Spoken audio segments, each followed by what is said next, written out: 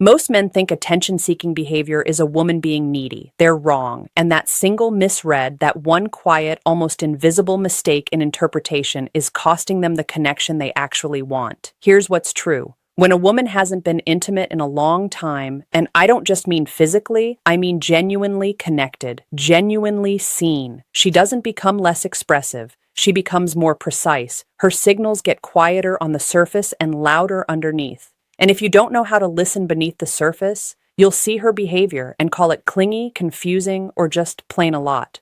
But a small number of men understand what's actually happening in those moments. And those men don't just get her attention. They get her trust. They become the person she keeps coming back to. Not because of tricks, not because of clever lines, but because they understood something that most men never bother to learn. Stay with me.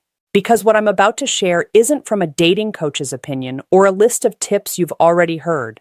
This comes from behavioral psychology, attachment science, and a very honest look at what happens inside a woman's emotional world when she's been running on empty for too long. And somewhere in the middle of this video, I'm going to show you the one thing she's actually testing for without even knowing it, and why getting that wrong is the silent reason so many promising connections quietly fall apart. Let me be direct about what this video is and what it isn't. This is not about manipulation. It's not about playing games or positioning yourself strategically to take advantage of someone's vulnerability. If that's what you're here for, this video won't serve you. And honestly, those approaches don't work long term. Anyway, what this is about is understanding. Real understanding. The kind where you walk away from this video and you're able to look at a woman's behavior and actually decode it, not as something being done to you, but as something being communicated through her, because she doesn't yet feel safe enough to say it plainly. Because here's the psychological reality. A woman who hasn't been genuinely intimate emotionally, physically, or both for an extended period of time undergoes a very specific internal shift. Her nervous system is recalibrating. Her attachment system is on a kind of quiet, high alert. And her behavior, the things she does around men she's drawn to, becomes a very precise, if unconscious language. Understanding that language doesn't make you manipulative. It makes you perceptive. And in the world of human connection,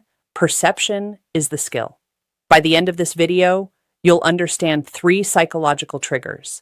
3 deep, consistent patterns of behavior that emerge from this specific emotional state. I'll know what they mean, why they happen, and how the way you respond to them either builds something real or quietly destroys it before it even starts. Let's talk about what most men do wrong, because the mistake isn't obvious. It's not some glaring error, it's subtle, and that's what makes it so costly. When a woman who's been emotionally or physically starved of intimacy starts behaving differently around a man she's drawn to, most men respond in one of 2 ways. The first response, they overcorrect. They get excited. They interpret her signals as green lights and accelerate. More texts, more pursuit, more intensity. And without realizing it, they've put pressure on a system that was just beginning to feel safe. She pulls back. He can't understand why. The energy that felt like it was building suddenly evaporates, and he's left confused, replaying conversations, trying to figure out what he said wrong. He didn't say anything wrong. He moved too fast, into the space before she invited him in. The second response is almost the opposite. He sees her behavior, the testing, the proximity, the little moves she makes, and he misreads them as desperation or games. He pulls back to seem less interested, to protect himself, to not seem too eager, and what she was actually doing, reaching out carefully to see if he was emotionally safe, gets met with distance. She interprets his distance as disinterest. She closes the door. Both responses come from the same root error, reading her behavior on the surface level and responding to what it looks like instead of what it means. You're reading a language you were never taught. And so, you're essentially responding to the punctuation while completely missing the sentence. The even deeper problem is this.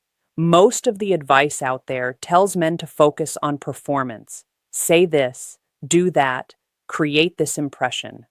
And performance might get initial attention, but it can't hold. Because what a woman in this emotional state is actually scanning for is not performance, it's presence. She wants to know, is this person real? Is he steady? Can he handle the full weight of what I am without flinching?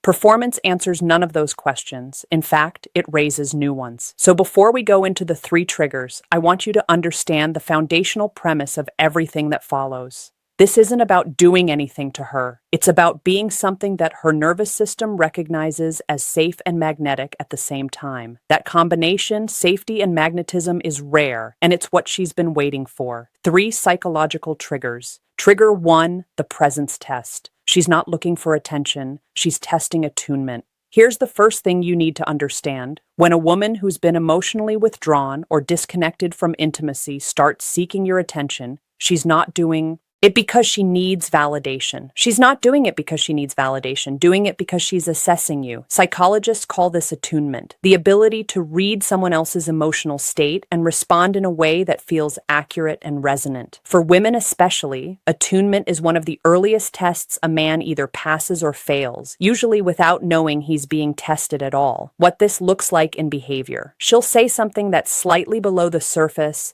a casual observation, a joke with a layer underneath it, a comment about something she's been through, dropped lightly into conversation like it doesn't matter much. And then she waits, not consciously.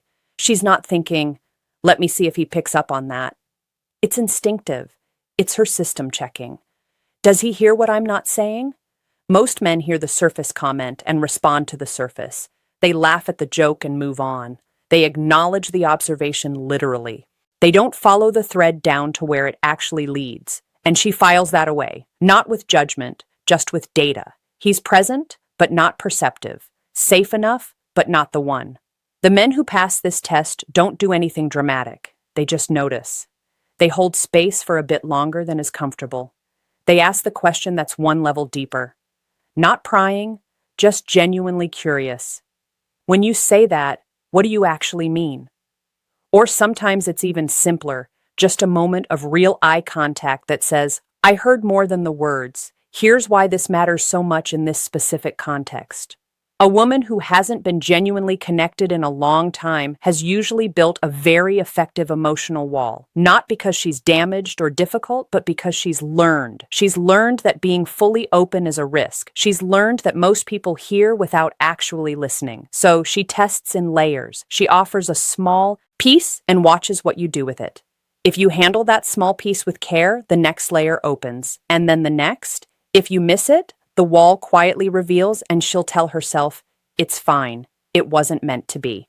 And she'll believe it, because from her side, she gave you the key and you didn't recognize what it was. The practical takeaway here is this: slow down. When you're in conversation with her, resist the urge to fill every silence or redirect toward yourself. Let her words land. Respond to what's underneath, not just what's on top. This is what presence actually means. Not intensity, not constant engagement, but accurate perception in real time. That's what she's looking for, and almost no one gives it to her. Trigger 2, the proximity pattern. Her body knows before her mind decides. The second trigger is physical, but it's not what you think. When a woman who's been emotionally starved of intimacy becomes drawn to someone, one of the first things you'll notice, if you know to look for it, is a subtle shift in her physical behavior. She starts to manage proximity. She finds reasons to be near you. She creates small opportunities for contact that feel accidental but aren't. She touches your arm when she's making a point. She finds a reason to lean across you. She positions herself consistently within your physical field, just close enough to feel the pull.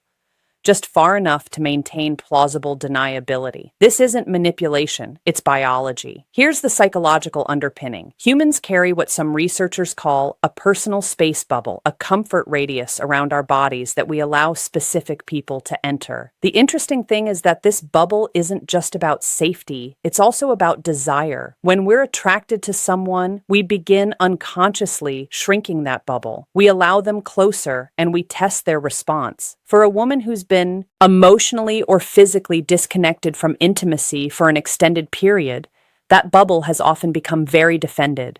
She's used to keeping people at a managed distance. The fact that she's allowing it to shrink around you, even in small, deniable ways, is actually a significant signal. But here's where most men go wrong with this one. When they notice her physical proximity, they interpret it as a signal to escalate, to move into the space she's created, to match her energy with forward physical momentum. And sometimes that works, but often what it actually does is remove the tension she needs to feel drawn towards you. Desire is born in the space between two people, not in the collapse of it. What she's actually looking for when she manages proximity is a specific kind of response. Warmth without urgency. She wants to feel your awareness of her without feeling pressure from it. She wants to know you notice that you're not oblivious, that you're not treating her like furniture, but that you're also not leaning in with a hunger she hasn't yet invited. The man who can hold that space with calm confidence creates something very specific in her nervous system. Safety with electricity. She feels both drawn and at ease. That combination is extraordinarily rare for women, particularly women who have been emotionally or physically disconnected for a long time, because what they've often experienced is a binary. Either men who feel safe but create no spark, or men who create a spark but feel fundamentally unsafe. The man who can hold both at once becomes almost irresistible to her, not because of a technique, because of who he actually is in that moment.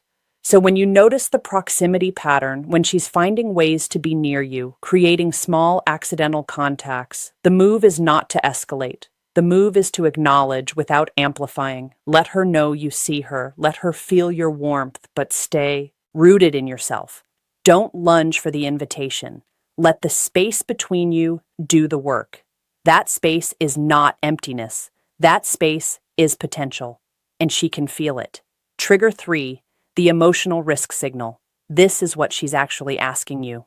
Now, we get to the third trigger, and I told you at the beginning there would be one insight that separates the men who really understand this from everyone else. This is it. When a woman who's been disconnected from intimacy for a long time finally starts allowing herself to feel something for someone, she will at some point, often when neither of you is expecting it, say or do something vulnerable, something that cost her something emotionally to share. It won't announce itself as vulnerability. It rarely does. It might come in the form of a story about her past, a quiet admission about something she's afraid of, a moment where she lets something slip that she then almost immediately tries to walk back or minimize. Anyway, it doesn't matter. Sorry, I don't know why I'm telling you this. Pay very close attention to those moments because what she has just done is offered you an emotional risk.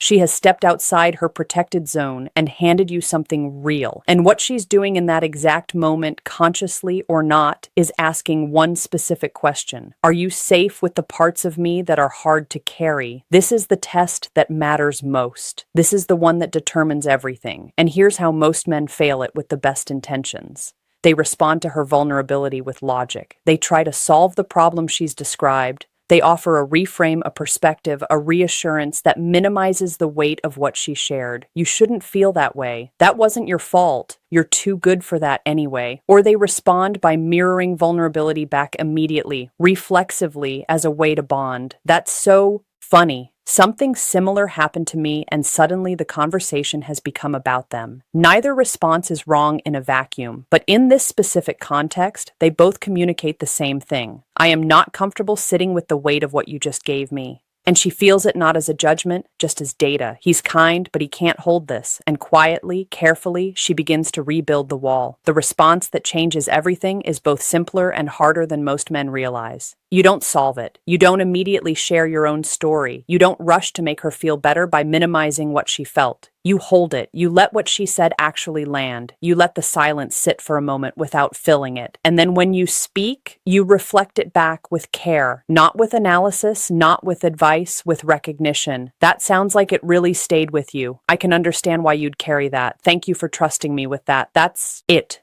That's the whole move. And I know it sounds small. I know it sounds almost too simple to be the key to something this important, but this is backed by decades of research in emotional attunement, attachment theory, and therapeutic communication.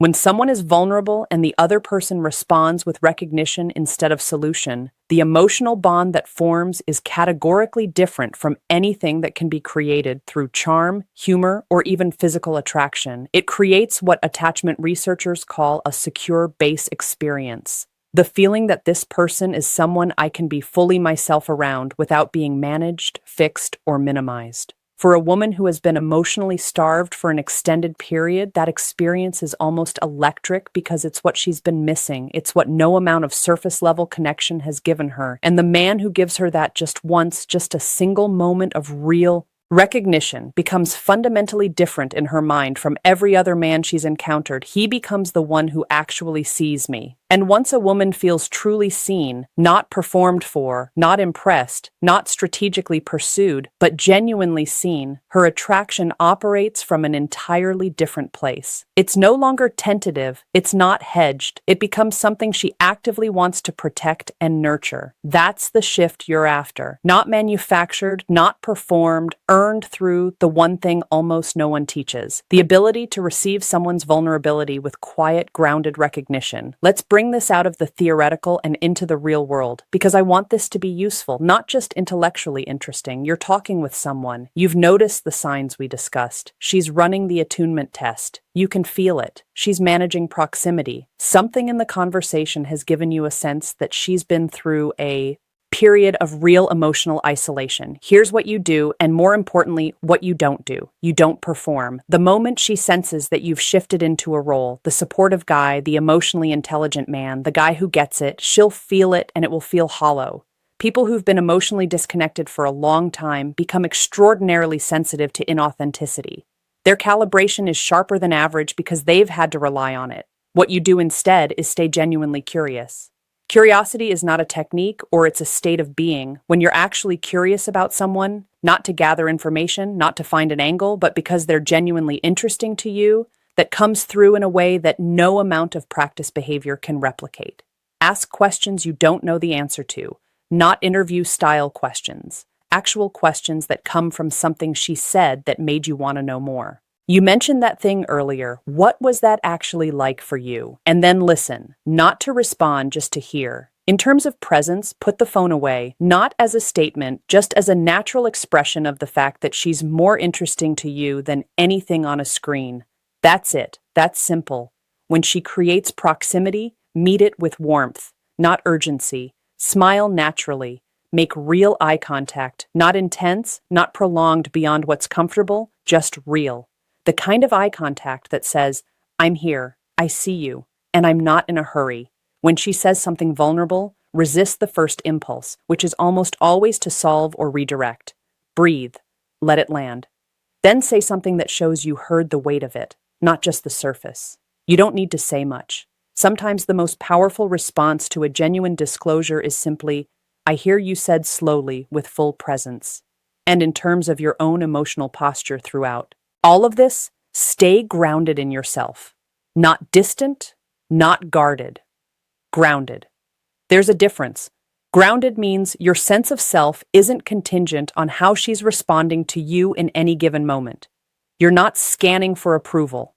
You're not recalibrating every few minutes based on her energy. You're just there, steady, real. That steadiness is magnetic in a way that almost nothing else is. Especially for a woman who has been in an emotional environment that's been anything but steady. She doesn't need you to be perfect. She doesn't need you to say the right thing every time. She needs to feel that you're actually present, actually curious, and actually capable of handling her, all of her, without flinching. That's the whole game. That's all it is. If what I've shared today resonates with you, not because it's clever, but because somewhere in it you recognize something true, then you're already ahead of where most men are. Understanding this stuff, really. Understanding it isn't something that happens in one video. It's a gradual recalibration, a slow shift in how you show up with people, not just romantically, but across all of your relationships. Because the principles we've talked about today, attunement, emotional safety, the ability to hold someone's vulnerability without rushing to manage it, these aren't pickup tactics. They're human connection skills. And if you want to keep going deeper, if you want to understand the full psychological landscape of attraction, desire, and emotional connection from a place that's grounded in real research and real self-awareness, then I'd encourage you to explore the other content on this channel. Not because I want to build a following, but because the work of becoming genuinely emotionally intelligent is one of the most worthwhile things a man can invest in. It changes how you show up everywhere in relationships, in friendships, in the way you understand yourself. And the first step is always the same. Get curious about other people. Yes, but first about yourself. What are your patterns? Where do you escalate when you should slow down? Where do you pull back when what's actually needed is presence? Where do you solve when what someone needs is simply to be heard? Those are the questions worth sitting with. Let me leave you with this. We live in a world that teaches attraction as a performance. Say these words, create this impression, play this role, and some of that works briefly, superficially, in the way that any performance can hold a room for a moment. But what we're really talking about today is something different. We're talking about the kind of connection that doesn't need maintenance because it's built on something real. The kind that doesn't require you to always say the right thing because your presence itself has already communicated what matters most. When a woman hasn't been genuinely intimate for a long time, when she's been running on the emotional equivalent of empty, and she begins to reach out to test, to move closer in the quiet ways we've described today, she's not doing something irrational or confusing. She's doing something deeply human. She's asking without words whether you are the kind of man who can be trusted with the full weight of another person, whether you can be present without being pushy, whether you can be warm without being overwhelming, whether you can hear the thing beneath the thing, the fear, the longing, the hope that's been sitting quietly under years of careful self-P protection. And if you can do that, if you can show up with the attunement, the grounded warmth, and the capacity to simply hold what she gives you without rushing to fix it or possess it, you won't have to pursue her. She'll stop running. Not because you did everything right, but because you made her feel something. She'd almost stop believing was possible, that she could be fully herself with someone and that would be enough. That's the real foundation of attraction. That's what desire actually follows. Not a performance, not a strategy. A person who is genuinely, quietly, unshakably present. Be that person, not for her, for yourself first, and let what's supposed to find you find you. If this landed for you today, if you found yourself nodding somewhere in the middle, or if it gave you something to think about, drop a comment below and tell me which of the 3 triggers resonated most. I read everything. And if you're not subscribed yet, take a moment to do that. Not because I need the numbers, but because the conversations we have on this channel are worth staying in.